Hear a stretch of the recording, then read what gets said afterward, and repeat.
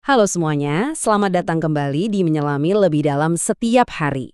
Hari ini kita bakal ngobrolin sesuatu yang gila sih, sebuah terobosan nuklir yang bisa-bisa mengubah total masa depan energi kita.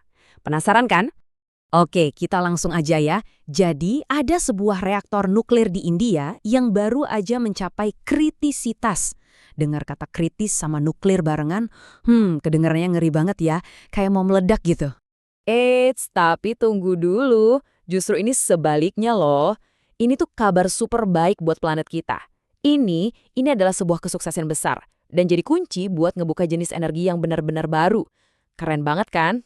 Nah, gimana sih cara kerjanya semua ini? Temang, kita bakal bedah tuntas bareng-bareng. Mulai dari tonggak sejarah nuklir di India, terus rahasia di balik kata kripisitas itu apa, sampai soal bahan bakar yang bisa bikin bahan bakar lagi. Kok bisa? Terus kenapa thorium ini bisa jadi game changer? Gimana perlombaan globalnya sekarang? Dan apakah ini bakal jadi sebuah revolusi energi? Yuk, kita cari tahu. Oke, kita mulai dari berita besarnya dulu ya. Ini datang dari Kalpakam di India. Para ilmuwan di sana baru aja loh menyalakan reaktor jenis baru yang super revolusioner. Jadi, yang di Kalpakam ini bukan reaktor sembarangan ya. Namanya Prototype Fast Breeder Reactor. Dia berhasil mencapai kritisitas, artinya reaksinya stabil dan bisa berjalan sendiri. Kerennya lagi, ini dikembangin sendiri loh sama pusat riset atom di India. Ini langkah yang super penting buat kemandirian energi mereka dan benar-benar mewujudkan mimpi para pelopor nuklir di sana. Benar-benar sebuah kemenangan teknologi yang udah diimpikan puluhan tahun. Nah, dari tadi kan kita ngomongin kritisitas terus. Sebenarnya apa sih artinya reaktor itu jadi kritis? Jangan bayangin yang serem-serem dulu ya. Ini tuh soal kekuatan yang terkendali, bukan kekacauan. Yuk, kita bedah ilmunya dikit. Oke, kuncinya ada di sini. Fisi nuklir. Gampangnya gini, bayangin ada sebuah atom yang berat dan gak stabil, kayak gelas kaca yang udah retak-retak. Nah, pas atom ini dibelah, pecahannya jadi lebih kecil, dan proses pecahnya itu ngelepasin energi yang gede banget. Plus beberapa partikel kecil lain, namanya neutron. Nah, neutron yang lepas tadi bisa nabrak atom lain dan bikin pecah lagi. Inilah yang disebut reaksi berantai. Tapi, ada 3 jenis nih. Pertama, subkritis. Ini reaksinya kayak api kecil yang kehabisan bahan bakar, lama-lama mati sendiri. Kedua, superkritis. Nah, ini yang bahaya. Reaksinya kayak bola salju, makin lama makin gede, nggak terkendali. Ini prinsip bom nuklir. Yang kita mau itu yang ketiga, kritis. Ini keseimbangan yang sempurna banget. Satu atom pecah, bikin tepat satu atom lainnya pecah. Jadi alirannya stabil, terkendali, dan terus-menerus menghasilkan energi. Itulah kritisitas yang dicari. Oke, siap-siap ya, karena bagian ini benar-benar mind-blowing. Kita bakal ngomongin reaktor yang bisa menciptakan lebih banyak bahan bakar daripada yang dia pakai. Gimana ceritanya coba? Oke, biar ngerti, kita perlu kenal 2 tipe material nuklir. Ada yang namanya fissil, ini kayak kayu kering yang siap dibakar. Gampang banget dibelah buat mulai reaksi berantai. Contohnya, uranium-235. Terus ada yang namanya fertil. Ini ibaratnya kayu basah. Dia bisa diubah jadi bahan bakar, tapi nggak bisa mulai reaksi sendiri. Dia harus dimasak dulu. Nah, contohnya itu thorium-232. Analogi paling pas tuh kayak gini. Bayangin sebuah mobil yang tangki bensinnya makin penuh setiap kali kamu pakai jalan-jalan. Kedengarannya mustahil banget kan? Tapi, ya itulah persisnya yang dirancang bisa dilakukan sama reaktor baru di India ini. Gila kan? Jadi, gini cara kerjanya si reaktor pembiak cepat ini. Di tengah ada intinya dari plutonium-239 yang siap bakar tadi. Ini yang mulai reaksi fissi dan menghasilkan energi. Nah, inti ini dibungkus sama selimut dari thorium-232 yang fertil atau si kayu basah. Pas reaksi di inti terjadi, neutron-neutronnya akan mental keluar, terus nabrak si selimut thorium ini. Dan ajaibnya, thorium ini menyerap neutron itu dan berubah jadi bahan bakar fisil yang baru, uranium-233. Jadi sambil bikin listrik, dia juga membiarkan bahan bakar baru. Luar biasa. Terus pertanyaannya, kenapa sih repot-repot banget pakai thorium? Jawabannya simple. Karena keunggulannya itu bener-bener gila, bisa mengubah segalanya. Ini dia si bahan bakar super. Nih, lihat angka ini. 200 kali.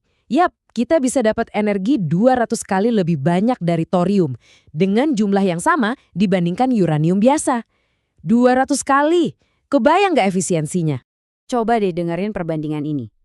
Energi dari 10.000 ton batu bara yang diangkut satu kereta penuh itu bisa dihasilkan cuma dari 62,5 kilogram thorium yang muat di dalam ransel. Serius, ini bikin bengong. Kepadatan energinya itu levelnya udah beda banget. Efisiensinya, wow. Oke, energi udah. Terus gimana sama limbahnya? Ini juga penting banget. Kalau kita bandingin, reaktor uranium biasa itu menghasilkan limbah berbahaya yang, ya kita anggap aja 100%. Nah, reaktor thorium cuma 1%. Sedikit banget. Plus, limbahnya itu bahaya cuma buat beberapa ratus tahun, bukan puluhan ribu tahun kayak limbah uranium. Ini beda jauh banget. Dan keunggulannya nggak berhenti di situ. Pertama, soal kelimpahan. Thorium itu 3 kali lebih banyak di kerak bumi daripada uranium. Dan tebak, India punya cadangan terbesarnya di dunia. Kedua, keamanan. Reaktornya dirancang supaya nggak mungkin terjadi bencana kayak Chernobyl atau Fukushima. Dan yang ketiga, ini penting, susah banget dipakai buat bikin senjata nuklir. Jadi produk sampingannya itu aman dari penyalahgunaan. Udah deh, ini menang di semua sisi. Nah, dengan semua keuntungan yang luar biasa tadi, ya nggak heran kalau sekarang ini lagi ada perlombaan global buat menguasai teknologi thorium. Suasananya makin panas nih.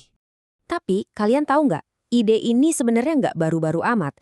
Di tahun 60-an, Amerika Serikat itu udah pernah bikin reaktor thorium eksperimental yang sukses. Tapi, di tahun 70-an, pas Perang Dingin, teknologinya malah ditinggalin. Kenapa? Karena mereka lebih milih reaktor uranium yang bisa menghasilkan plutonium buat senjata nuklir. Sayang banget kan? Nah, baru sekarang di tahun 2024, teknologi ini bangkit lagi, dan banyak negara mulai ngebut buat ngembangin reaktor thorium komersial. Kalau kita lihat peta persaingannya sekarang, India jelas jadi pemimpin dunia. Mereka kan baru aja mengaktifkan reaktornya. Cina ngejar ketat di posisi kedua. Mereka lagi bangun reaktor di Gurun Gobi. Amerika Serikat agak ketinggalan, tapi untungnya udah mulai ada dana lagi buat riset. Negara lain kayak Denmark, Kanada, sama Jepang juga lagi ngedesain dan neliti. Jadi persaingannya seru banget. Jadi, pertanyaannya sekarang, apa arti semua ini buat masa depan kita? Apa ini bakal jadi solusi pamungkas buat semua masalah energi di dunia? Banyak ilmuwan ngeliat thorium ini bukan sebagai jawaban akhir, tapi sebagai teknologi jembatan yang sempurna. Jadi, ini bisa jadi sumber energi peradaban kita selama ratusan tahun ke depan, sambil kita nungguin revolusi energi berikutnya, misalnya fusi nuklir siap dipakai. Bayangin aja, Amerika Serikat aja punya cadangan thorium yang cukup buat kebutuhan mereka selama lebih dari 1.000 tahun. 1.000 tahun! Ini bener-bener bikin kita mikir ya. Coba deh, kita berandai-andai. Kalau seandainya manusia punya energi yang hampir tak terbatas, super aman, dan bersih, kira-kira masalah global apa sih yang pertama kali harus kita beresin? Menarik banget buat dipikirin.